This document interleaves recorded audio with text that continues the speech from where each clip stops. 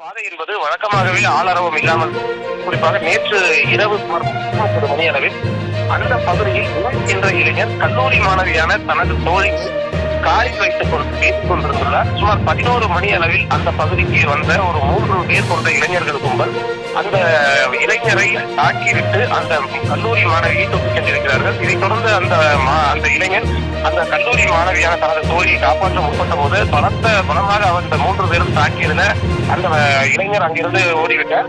தொடர்ந்து அந்த கல்லூரி மாணவியை 3 பேர் கொண்ட இளைஞர்கள் பாலியல் பலாத்காரம் செய்திருக்கிறார்கள். தொடர்ந்து அந்த மாணவி நிர்வாண நிலையில் இருந்த சூழல்ல பாதிப்புக்குள்ளான அந்த இளைஞர் உடனடியாக பீளமேடு காவல் நிலைய போலீசாருக்கு தகவல் அளிக்கிறார். தகவலின் அடிப்படையில் விரைந்து சென்ற போலீசார் பாதித்த நிலையில் இருந்து அந்த கல்லூரி மாணவியை உடனடியாக மீட்டு கோவை தனியார் மருத்துவமனையில், பிரபலமான ஒரு தனியார் மருத்துவமனை, அந்த மருத்துவமனையில் சிகிச்சைக்காக அனுமதிக்கிறார்கள். அதே போன்று காயங்களுடன் இருந்த அந்த இளைஞரை கோவை அரசு மருத்துவமனையில் சிகிச்சைக்கு வைக்கிறார்.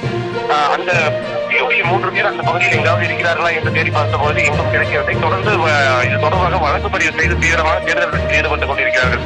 குறிப்பாக அந்த விமான நிலைய பின்புறம் என்பது ஆளரவமற்ற நிலையில் இருப்பதால் வழக்கமாகவே இரவு நேரத்தில் காவல்துறையினர் ரோந்து பணியில் ஈடுபடுவது வழக்கம். சந்தேகத்திற்கிடமான வாகனங்களோ அல்லது யாரேனும் இளைஞர்களோ இளம்பெண்களோ அங்கு நின்று பேசிக் கொண்டிருந்தாலோ காவல்துறையினர் அவர்களை அறிவுறுத்தி அனுப்பி விடுவார்கள். ஆனால் நேற்று இரவு இந்த சம்பவம் அரங்கேறியுள்ளது. இந்த சம்பவம் என்பது மிகப்பெரிய ஒரு பரபரப்பை ஏற்படுத்தியிருக்கிறது. தொடர்ந்து இந்த சுற்றி ஓடிய 3 பேர் யார் என்பது தொடர்பாக தற்போது வரை காவல்துறையினர் தீவிரமாக தேடுதல் வேட்டை மற்றும் விசாரணை மேற்கொண்டு வருகிறார்கள்.